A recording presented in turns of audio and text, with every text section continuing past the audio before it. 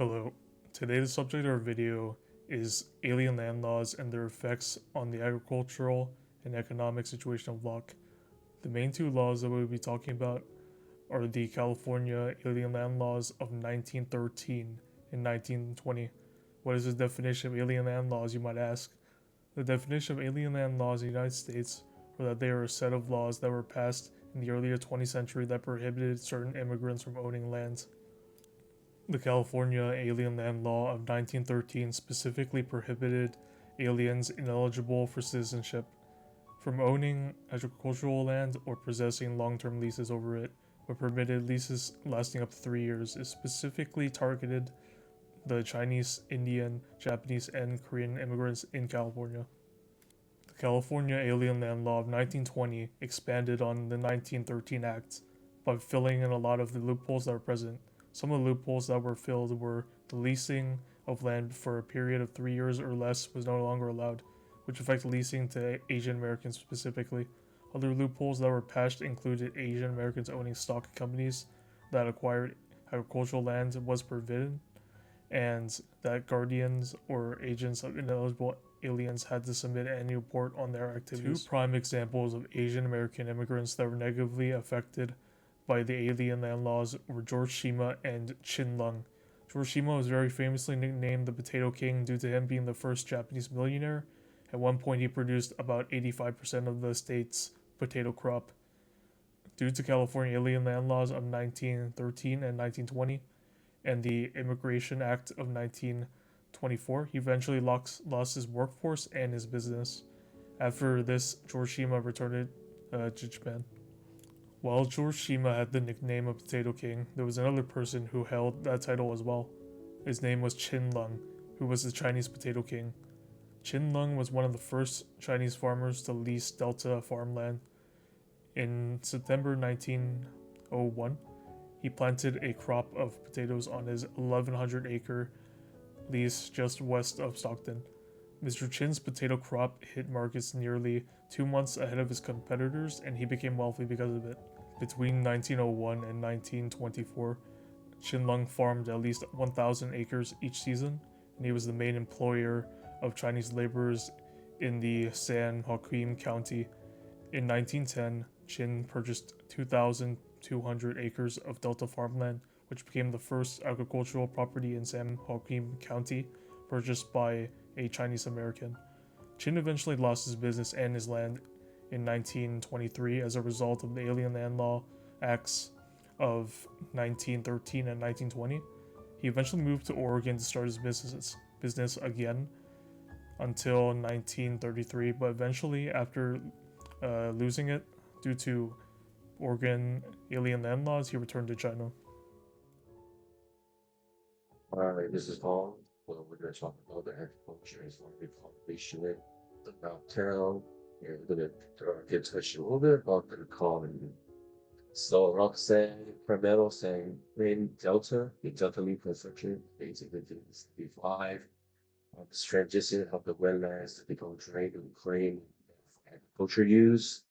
After the completion of the transcontinental railroad, when the Chinese worker transitioned to agriculture, mainly the Delta region, and because Locke's surrounding lands were very fertile and well suited for farming, the main cash crop here is asparagus farming, which it becomes a big deal here. The Delta region's rich soil and irrigation system made it ideal for asparagus cultivation, along with other crops like melon, sugar peas, pears, sweet potato, white beans, and apple. And one thing to note that the cultivation here, at the earliest stages, they use a very large horseshoes, which is better balancing for the horses to help plot the land or navigate around the swampy terrain. And they actually iron some of the long sickles to better for harvesting crops on trees, and also cutting weeds that are a little bit swampy, like a little bit too swampy.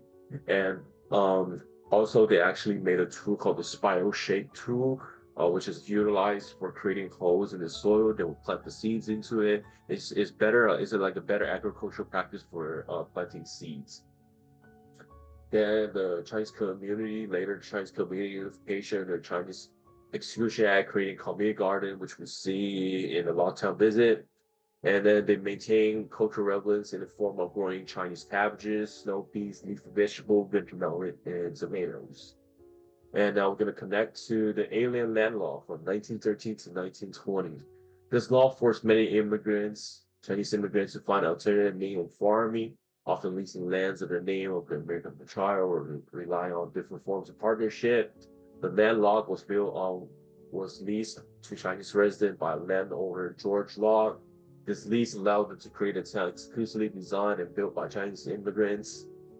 But those lands are not owned lands. They are temporary settlement, not protected by law.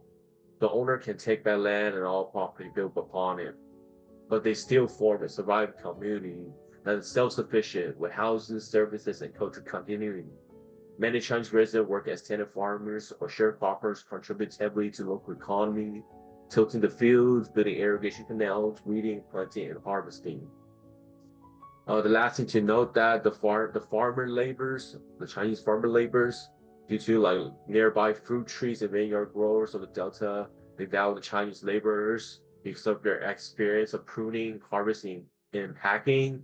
Those growers usually contract them, and then those Chinese farmer laborers form the gangs of laborers to negotiate with them, kind of like the labor union, but a little bit simpler version of it.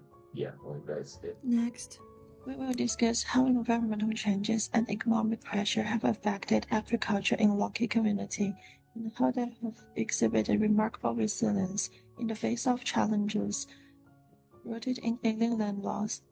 The Sacramento River Delta is a vital ecosystem providing essential agricultural resources. We have observed significant changes in the delta due to the water diversions and soil degradation. These changes have disrupted nature water flow, leading to unreliable irrigation for farmers. And additionally, soil quality issues such as salinization have negatively impacted crop growth. Environmental changes are intertwined with economic pressures against a backdrop of racial discrimination. The alien land laws from the early 20th century severely impacted this agricultural landscape. These laws prohibited Chinese nationals from owning lands, forcing many to rely on leases. This resulted in a lack of investment in long-term agricultural infrastructure and limited the potential for stable farming operations. As economic burdens grew, many families were compelled to leave Locke, leading to population decline and economic stagnation. The Great Depression further exacerbated this decline, further challenging farmers' ability to sustain their livelihoods and falling crop prices.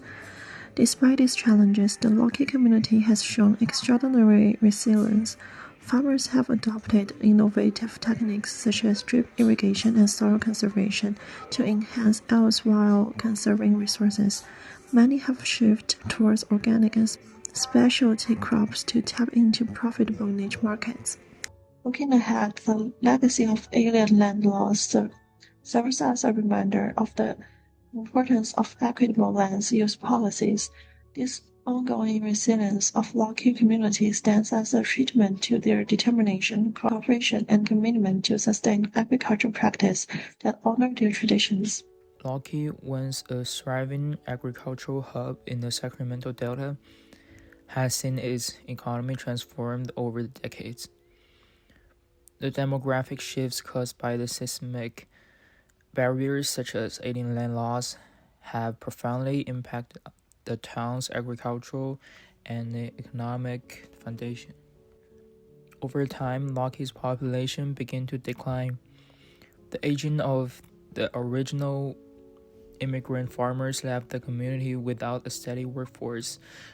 To sustain the labor-intensive agriculture the town depended on. As the younger generation left to pursue opportunities in the urban centers, the local economy began to contract.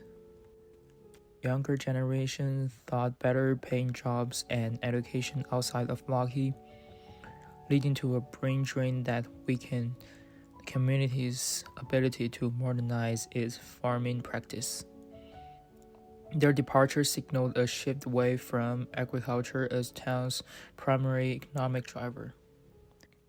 With an aging population unable to maintain the rigorous demands of large-scale farming, Locke's crop production steadily declined. This forced the towns to transition its economy from agriculture to tourism, leveraging its rich history and cultural significance as a new source of income.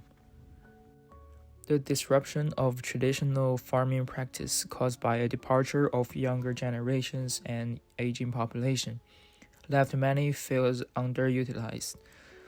Those who remained adapted by forcing on smaller scale operations or leasing land to larger enterprise. To conclude the video, the California alien land laws and other alien land laws that were passed in the 20th century negatively affected Chinese Americans and other Asian Americans financially, socially, and culturally. There were 16 states that followed California's model of passing alien land laws. These states included Arizona, Arkansas, Florida, Idaho, Kansas, Louisiana, Missouri, Minnesota, Montana, New Mexico, Oregon, Texas, Utah, Washington, and Wyoming. In the current day, the effects of alien land laws can still be felt as a lasting impact in the socio-economic status of Chinese Americans and as a reminder of the racism and discrimination that Chinese Americans have faced in the past. It is important to learn about history in order to understand mistakes and to learn from them, and most importantly, avoid being doomed to repeat the same mistakes in the future. In 2021, Florida enacted legislation restricting property ownership for citizens of China, along with nationals from Russia, Iran, North Korea, Cuba, Venezuela, and Syria. Parallels can be drawn between Florida legislature and the California alien land laws of 1913, 1920. As a country, we must learn from these mistakes in order to prevent the resurgence of alien land laws.